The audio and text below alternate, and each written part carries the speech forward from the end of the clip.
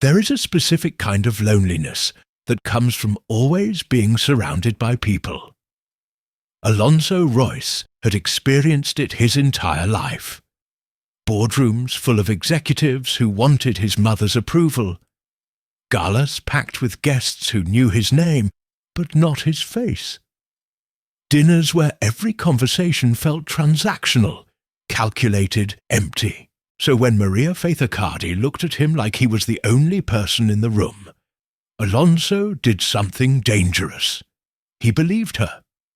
He allowed himself to think that maybe finally someone saw him. Not his fortune, not his family name, just him.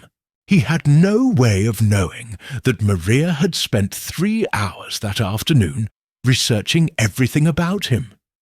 His undergraduate thesis on Renaissance art, his failed attempt at opening a gallery in Georgetown 5 years ago, the interview where he'd admitted he felt like a disappointment to his mother. She knew exactly which questions to ask, which vulnerabilities to touch, which dreams to validate. I can't remember the last time someone actually listened when I talked about this stuff. Most people's eyes glaze over the second I mention art history. Then most people are idiots. Keep talking. I want to hear everything. And he did. He talked for 2 hours about Caravaggio's use of light, about the difference between Baroque and Rococo, about the gallery he'd dreamed of opening before his mother convinced him it was impractical. Maria listened, asked questions, and gave him something he'd been starving for his entire life. Attention. Real, focused, undivided attention. Or at least what felt real. Everyone has something to hide. Everyone has something to lose. And in this story, someone won't make it out alive. Anything goes. When a dynasty falls, everyone gets crushed. Alonso had chosen a small Italian restaurant in Georgetown. Not the kind of place his mother would approve of. No senators, no power brokers, just good food, candlelight, and actual privacy. He'd specifically requested the corner table, the one tucked away from the entrance where no one could casually observe them. Maria arrived exactly on time. She wore a cream-coloured dress, simpler than the emerald gown from the fundraiser, but no less calculated. Caesar had taught her that the second date required vulnerability theatre. Look a little less polished. Ask questions that seemed personal. Create the illusion of letting someone in. You look beautiful. Thank you. This place is lovely. How did you find it? I used to come here in college, before everything got complicated, before I had to think about who might see me or what it might mean. I thought it might be nice to go somewhere that felt normal. Normal? Alonso used that word a lot.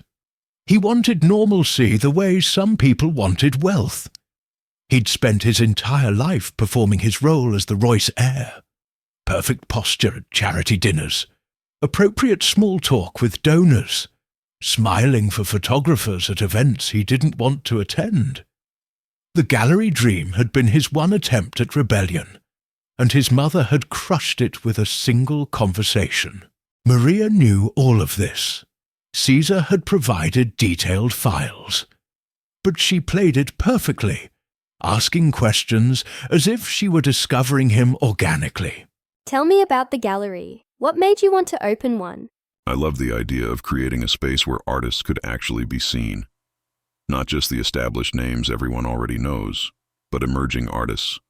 People with real vision who just needed someone to believe in them. I wanted to build something that mattered, something beyond just moving money around. What stopped you? My mother. She made it very clear that it would be a waste of time and resources. She said art was a hobby, not a business. That I had responsibilities to the family company, that I was being selfish and impractical. And you agreed with her? No, but I stopped arguing. There's a difference. Maria reached across the table and touched his hand.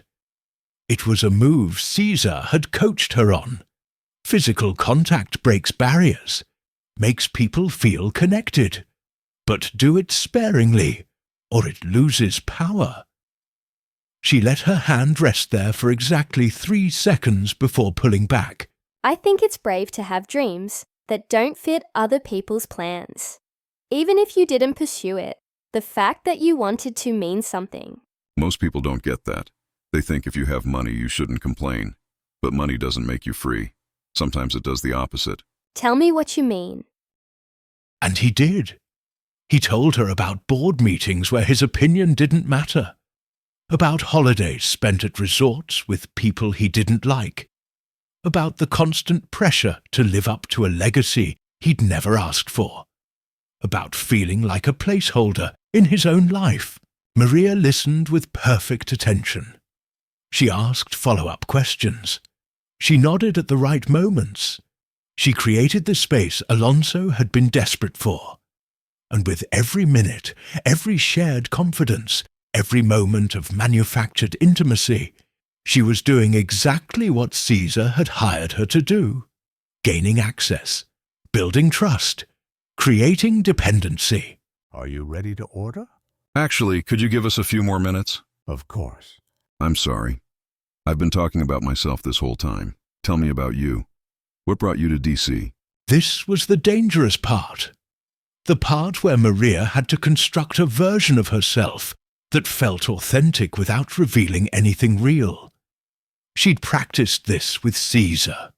Keep it vague. Use emotions, not facts. Make him feel like he's learning about you while actually telling him nothing. I needed a fresh start. Miami felt suffocating. Like everyone had already decided who I was supposed to be, and I couldn't break out of it. I wanted to go somewhere where I could become someone new. Does that make sense? Completely. I've felt that my entire life.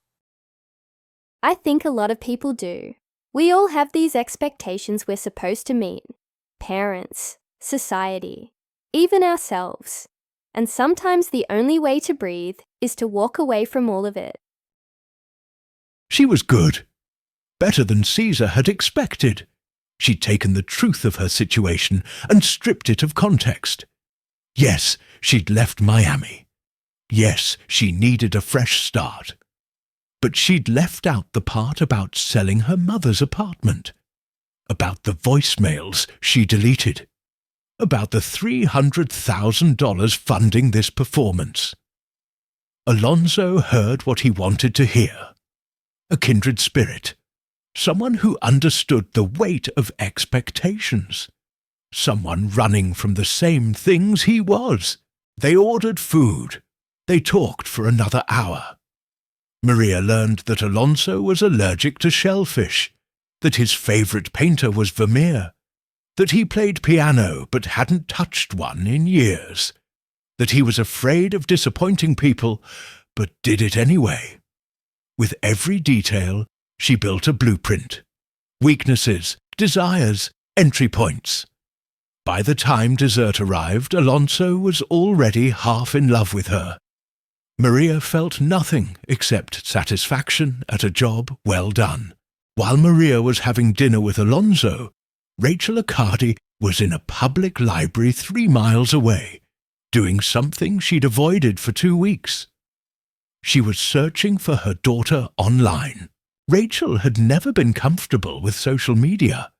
She had a Facebook account she checked twice a year and didn't understand Instagram. But Ivan had suggested that if Maria was in DC, she might be posting about it. People always posted about their lives, he'd said, especially people trying to convince themselves they'd made the right choices. Rachel typed Maria's name into Instagram. The account came up immediately. Public. 67,000 followers. And a grid of photos that made Rachel's stomach turn. Maria in front of the Capitol building. Designer sunglasses. Coffee from a place that charged $8. Caption. New city, new energy. Maria at a restaurant. Champagne glass raised.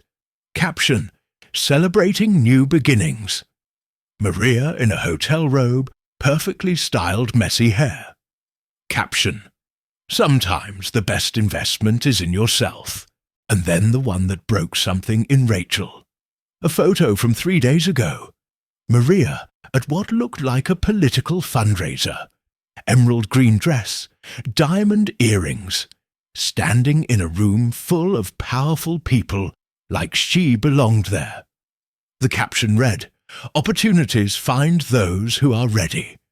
DC is already exceeding every expectation." Rachel stood up so quickly the librarian looked over with concern.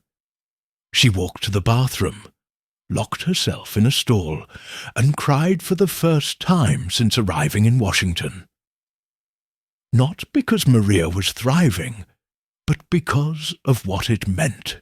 Maria had sold Rachel's home, her security, her life, and she'd used that money to buy her way into a world where she could post photos and collect likes and pretend none of it was built on theft, on betrayal, on the destruction of the person who'd raised her. When Rachel returned to the computer, she did something she hadn't planned to do. She created a fake Instagram account. No profile picture, no followers, a generic username. And she followed Maria. She told herself she just needed to understand, to see what Maria was becoming. But the truth was more complicated. Rachel was doing what parents do when they can no longer reach their children. She was watching from a distance, hoping to catch some glimpse of the person Maria used to be. She wouldn't find it. Rachel left the library as the sun was setting. She walked back to Ivan's apartment slowly, thinking about the photos. About the dress that cost more than Rachel made in a month. About the champagne, the hotels, the casual confidence in every caption. Maria wasn't just surviving in Washington, she was thriving, and she was doing it with money she'd stolen from the woman who'd given her everything. That realization settled into Rachel's chest like a stone. Cold, heavy, permanent. Ivan was in the kitchen making dinner when Rachel arrived. He took one look at her face and knew something had changed. What happened? I found her Instagram. She's been posting. Restaurants, hotels, events. She's living like she's rich, Ivan. Like she earned it. Rachel.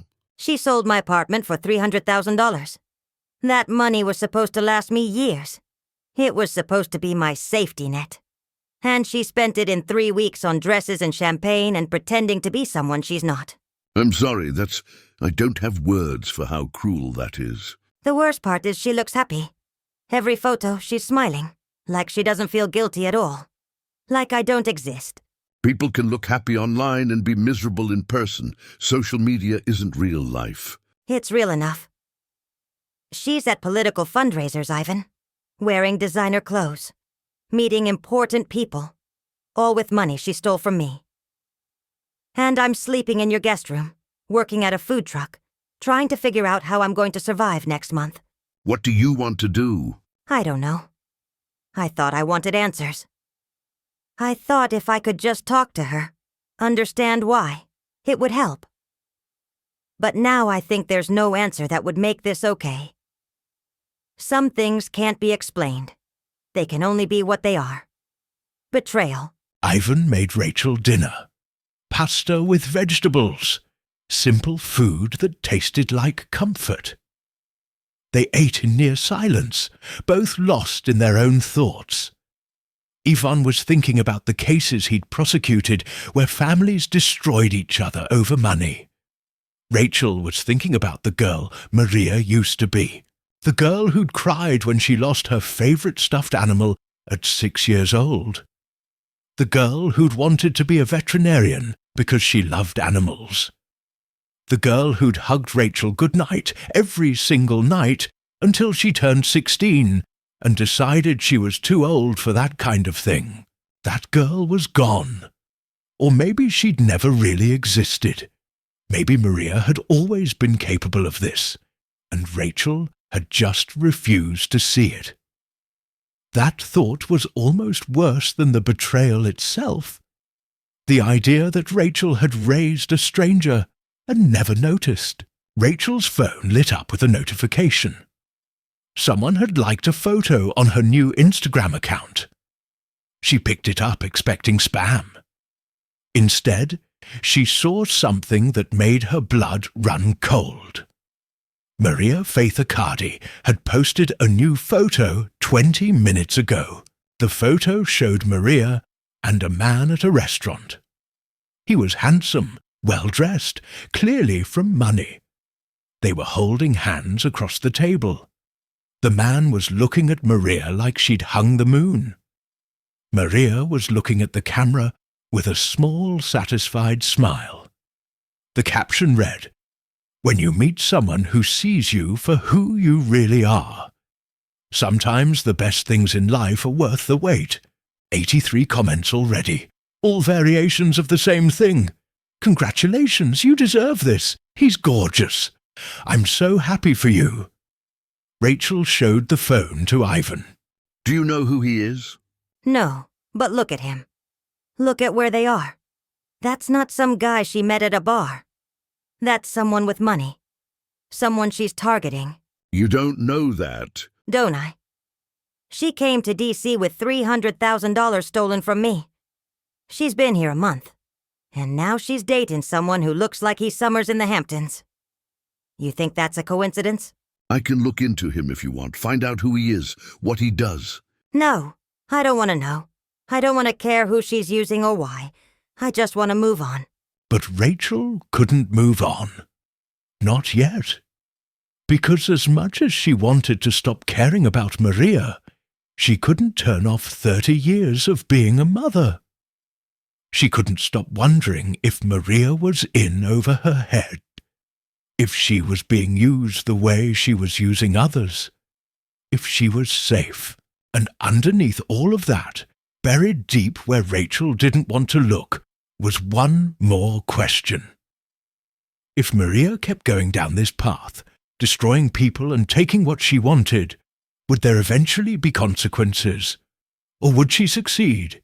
Would cruelty and calculation win? Rachel was afraid to learn the answer. Alonso insisted on driving Maria home.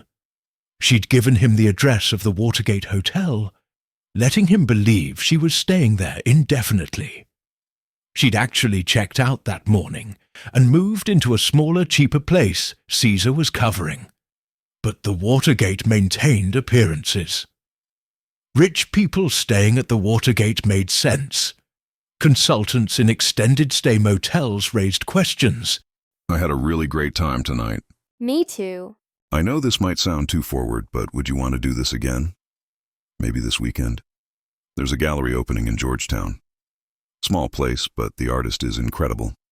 We could grab dinner after. I'd love that. They sat in the car for a moment, the way people do when a night has gone well and no one wants it to end. Alonso turned toward Maria, clearly nervous, clearly working up the courage for something. Can I ask you something? Of course. Why me? You could be with anyone. You're beautiful, intelligent, interesting. And I don't know, boring, complicated, trapped in a life I didn't choose. Why would you want to spend time with me? This was the moment. The vulnerability Caesar had told her to watch for. When someone asks why you chose them, they're really asking if they're safe to trust you. The answer matters more than anything else in the relationship. You're not boring, Alonso. You're the opposite. You're one of the only genuine people I've met in this city. Everyone else is performing, playing roles, saying what they think they should say. But you actually talk about things that matter. Art, dreams, the things you're afraid of. That's rare. That's worth spending time with. I think you might be the first person who's ever really seen me. Then everyone else is blind. They kissed. It was gentle, hesitant, sweet. The kind of kiss that meant something to Alonso. To Maria, it was another checkbox, another step in the plan. She'd been trained by Caesar to separate her body from her emotions. to perform intimacy without feeling it. It was easier than she'd expected. I'll text you tomorrow about the gallery. I'll be waiting. Maria stood on the sidewalk watching Alonso's car disappear into DC traffic. Then she walked around the block to where she'd actually parked her rental car, got in, and drove to the extended stay motel Caesar had arranged. Room 217, $79 a night. Thin walls, stale smell. Absolutely nothing like the Watergate. She kicked off her heels, unzipped the cream dress, and sat on the edge of the bed in her underwear, staring at her reflection in the mirror mounted on the wall. Her makeup was still perfect. Her hair still styled. But underneath the performance, she looked tired. A text from Caesar. How did it go? Maria typed back. He's hooked. Gallery opening this weekend. He kissed me. This is easier than I thought. Caesar's response came immediately. Good. Next step. Meet the mother. That's when it gets complicated. She'll try to get rid of you. Don't let her. Maria lay back on the cheap motel bed and stared at the popcorn ceiling. She thought about Alonso, about the way he'd looked at her like she was something precious, about the kiss that had meant everything to him and nothing to her, about how easy it had been to make him believe her. Another notification. Her fake follower count had gone up. People commenting on the photo with Alonso, congratulating her, envying her. None of them knew the photo was staged, that Maria had set the timer, positioned the phone, and made sure the lighting was perfect before Alonso even arrived. That the hand-holding was less than 5 seconds, just long enough for the shot. For a moment, just a moment, Maria thought about her mother. About Rachel somewhere in this same city, probably sleeping in a place not much better than this motel. About the apartment Maria had sold to afford this operation. About the voicemail she deleted without listening. She felt something close to guilt. A flicker. A shadow of the person she used to be. Then she looked around the motel room. At the peeling wallpaper. The stained carpet. The life she was desperate to escape. And she made a choice. The same choice she'd been making for weeks. Push it down. Lock it away. Keep moving forward. Guilt was a luxury she couldn't afford. In Washington, D.C., on a Thursday night in late March, 3 people lay awake in their beds, thinking about the same woman. Rachel Accardi stared at the ceiling in Ivan's guest room, her phone next to her on the nightstand. Instagram still open to Maria's photo with Alonso. She wondered if she should warn him. This stranger who looked at her daughter like she was something real. Should she reach out? Send a message? Tell him Maria wasn't who she claimed to be? But how would she prove it? And would he even believe her? People don't want to believe bad things about people they're falling for. They want the fantasy to be real. Maria Faith lay in the motel bed scrolling through responses to her Instagram post. 87 comments now. 132 likes. Proof that people believed the story she was selling. She drafted a text to Alonso 3 different times before deleting them all. Caesar had taught her not to seem too eager. Make them chase. Make them work. She set the phone down and closed her eyes, but sleep wouldn't come. Her mind kept replaying the dinner. Alonso's voice when he'd said she was the first person to really see him. The way his hand had trembled slightly when he'd kissed her. The genuine hope in his eyes. She told herself it didn't matter. He was a job, a stepping stone, nothing personal. But late at night, lies are harder to believe, even the ones we tell ourselves.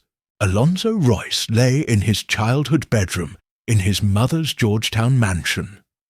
The room hadn't changed since he was 18. Same furniture, same art on the walls, same sense of being preserved in amber. His mother insisted he stay here when he was in town. She said it was practical. He knew it was control. He thought about Maria, about the way she'd listened without judgment, about the kiss that had felt like permission to be himself, about the possibility, fragile as glass, that maybe he'd finally met someone who saw past the money and the name and the legacy. 3 people, connected by blood, by deception, by a web that was only beginning to form. None of them could see the full picture yet. Rachel didn't know Maria was targeting Alonso. Maria didn't know her mother was following her online. Alonso didn't know Maria's entire life was a carefully constructed lie. But the threads were pulling tighter, and soon, very soon, they would intersect. The next morning, Odette Royce would make a phone call to a private investigator. She would tell him to find out everything about the woman her son had been photographed with at the fundraiser. The woman in the emerald green dress who'd looked at Alonso with calculation in her eyes. Odette Royce had built an empire by trusting her instincts. And her instincts told her that Maria Faith Accardi was dangerous. She had no idea how right she was. Next time on Anything Goes, the gallery opening. Rachel makes a decision. Odette investigates. And Maria realizes she's being hunted by a predator far more dangerous than herself.